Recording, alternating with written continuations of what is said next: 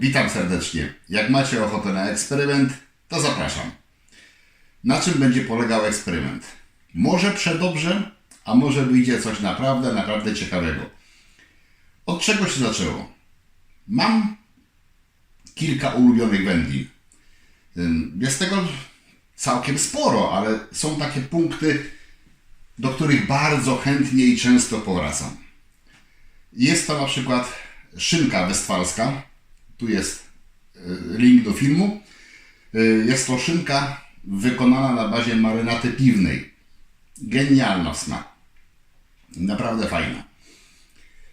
Jest całkiem niedawno robiony schab z użyciem bakterii. Tu jest link.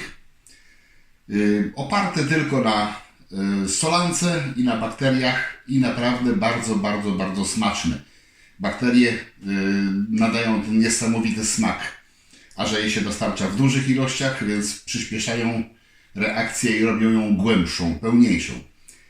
Jeszcze niedawno, chyba szybciej, tu jest link, szynka francuska. Genialna, naprawdę genialna. Do dzisiaj nie jestem pewien, czy wiem, o co chodziło tam, co spowodowało, że ona jest taka pyszna. Ale to była szynka, która na pewnym etapie była smarowana aktywnymi drożdżami wydobytymi z wina, drożdże winiarskie.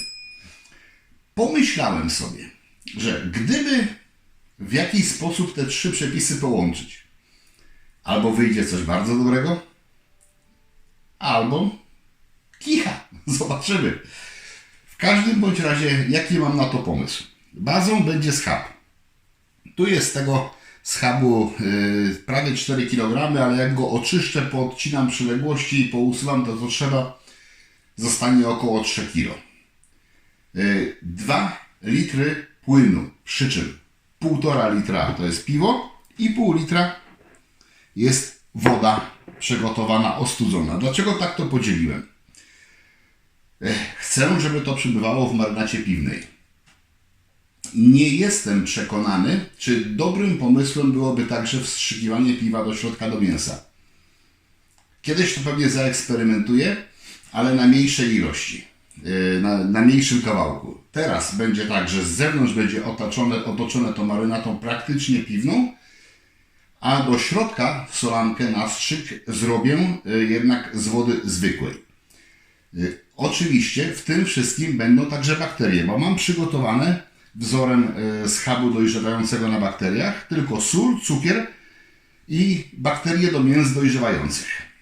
I jak to teraz wykonam? Bakterie rozpuszczę tutaj. Po rozpuszczeniu 1/4 do wody, resztę do piwa. I tu w obu środowiskach będą. To, co będę miał tutaj, bo tutaj wrzucę też 1/4 cukru, 1/4 soli. Oczywiście będę to tak trochę na oko brał, nie będę tego dokładnie rozważał. To mi posłuży do nastrzyku. Całość tego schabu podzielę na 3 kawałki i tą część płynu do środka do schabu wstrzyknę. Tutaj będzie piwo, tutaj będzie też właśnie sól, cukier i bakterie. Dokładnie, żeby być już do końca precyzyjnym, 150 g soli niejodowanej i 2 łyżeczki cukru i 0,6 g, bakterii do mięs dojrzewających. A co z trzeciego przepisu, czyli drożdże? To są piwka świeżutkie. Moje domowe, takie pale ale, nie więcej niż 5,5%. Niedawno, bo 2 tygodnie temu zabutelkowane. W zasadzie za wcześnie, żeby jeszcze je otwierać. Czasami się próbę robi po 2 tygodniach, ale powinno jeszcze z tydzień postać. Ale, że piwo jest świeże, żeby w trakcie butelkowania był dodawany cukier, więc drożdże są jak najbardziej aktywne w tym piwie. I dlatego takie młode piwo z aktywnymi drożdżami tutaj wlewam, licząc na to, że one też na mięsko jakoś oddziaływać będą. Mam jedną wątpliwość. Nie wiem, jak się do końca zachowają bakterie do dojrzewania mięsa w obecności alkoholu. Nawet poszło pytanie do producenta, ale jeszcze odpowiedzi nie mam i nie wiem tak naprawdę kiedy będzie. Ale wychodzę z założenia, że skoro są wędliny dojrzewające, do których się dodaje wino, rum, nawet spirytus, i przecież te same bakterie, których ja użyję, to one też rezydują w mięsie naturalnie, tylko że w mniejszych ilościach. I skoro te procesy dojrzewania się udają, więc chyba te bakterie jakąś tolerancję na alkohol mają, a już na pewno na taki mały. Więc wystarczy gadania, pokrótce tylko. Wyleję piwko, żeby się odgazowało. Rozpuszczę składniki, tak jak powiedziałem, 1/4 tu, a resztę tutaj. Mięsko oczyszczę, podzielę na 3 kawałki, nastrzyknę, złożę do tej zalewy piwnej i 36 godzin w temperaturze pokojowej, tak jak typowe zachowanie dla mięs dojrzewających z użyciem bakterii. Po 36 godzinach wyjmę, osuszę, powieszę w chłodnym na kilka dni, żeby powisiało, potem zimne wędzenie i dojrzewanie. Spotkamy się przy degustacji. Ja zaczynam działać.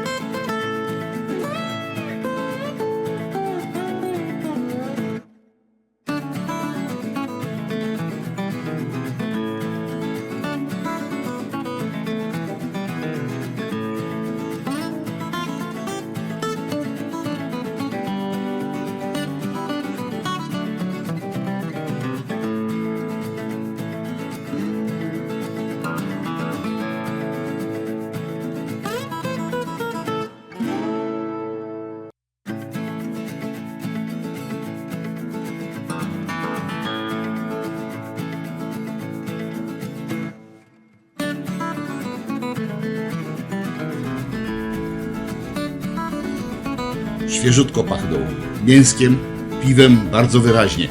Czas wrzucić je do wędzarki.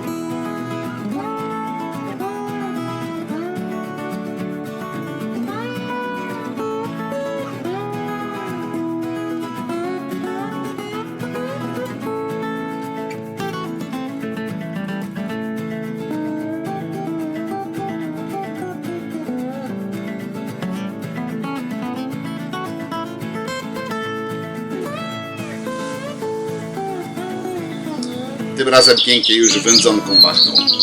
Zimny dym z drewna śliwy. 8 godzin wczoraj, 4 godziny dzisiaj. Teraz do chłodnej spiżarni. Niech jeszcze trochę podejrzewa. Minimum tydzień, może 2. Zobaczymy, jak będzie to wyglądało. Już bym to jadł. Po wędzeniu 3 tygodnie wisiało w chłodnej spiżarni. Już taka niezbyt chłodna była o tej porze roku, bo nawet tam w najcieplejszych momentach dochodziło do 15 stopni, ale tak w tych granicach 10-15 utrzymywało się. Troszeczkę za ciepło, powinno być chłodniej, no ale już wiosna pełną gębą. Potem na 2 doby zawinięte w papier, w torebkę foliową do lodówki, bo oczywiście wyschło bardzo porządnie, żeby ta wilgotność rozłożyła się w miarę równomiernie. No i teraz czas zajrzeć do środka. Muszę powiedzieć, że zapach obłędny. A tak to wygląda. Były ładne kawałki z schabu, zrobiły się teraz cieniutkie, podsuszone bardzo porządnie, ale naprawdę ważne jest to, jak smakują. No i jak wyglądają oczywiście.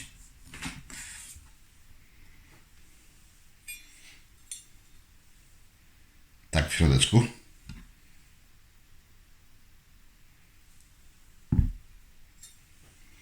Cienko mi się udało, prawie przezroczysty kawałeczek. Miam. Pycha. Delikates.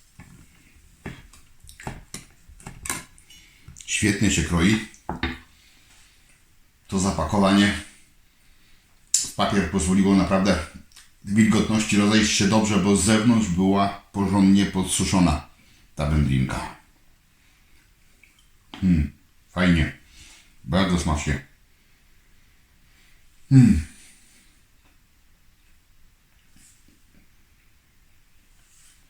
Tak, da się to wyczuć. Piwo. Ono ciągle jakbym jakieś nuty, delikatne nuty chmielu i taką tonację dla wędlin wykonywanych z udziałem piwa też tutaj spotykał. Przy czym wędliny dłużej dojrzewające, tam gdzie było piwo używane, najczęściej miały taki lekki, kwaskowy, typowy zresztą dla wędlin dojrzewających posmak. Tutaj go nie ma. Tu nie istnieje. Być może to jest wpływ tego, że w tym piwie było naprawdę mnóstwo drożdży. A z tego co pamiętam z szynki francuskiej, to też ten kierunek dojrzewania był trochę inny i zakładam, że właśnie drożdżom to się zawdzięcza. Że ten kwasowość nie poszła aż tak daleko, jak to w wędlinach dojrzewających potrafi pójść, że jest wyczuwana. Fajnie, smacznie, kruchutko, mięciutko, coś pysznego.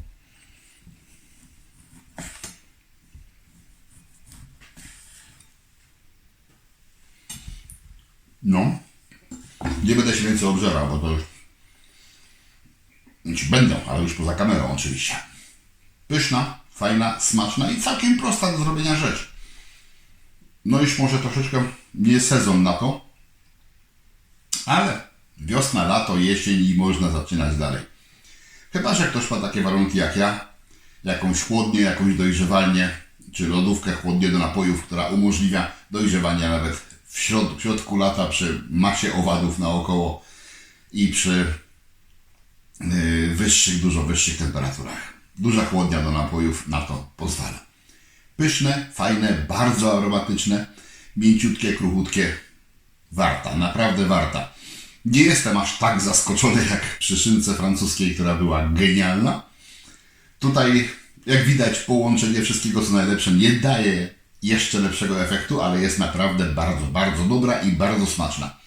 Można zrobić chociażby z ciekawości, żeby się dowiedzieć, jak to smakuje. Zobaczcie jeszcze raz z bliska, jak to wygląda. Bardzo serdecznie zapraszam na następne odcinki. Jak się podobało, dajcie łapkę w górę i do zobaczenia. Smacznego Wam życzę i pamiętajcie, to co zrobione w domu jest lepsze.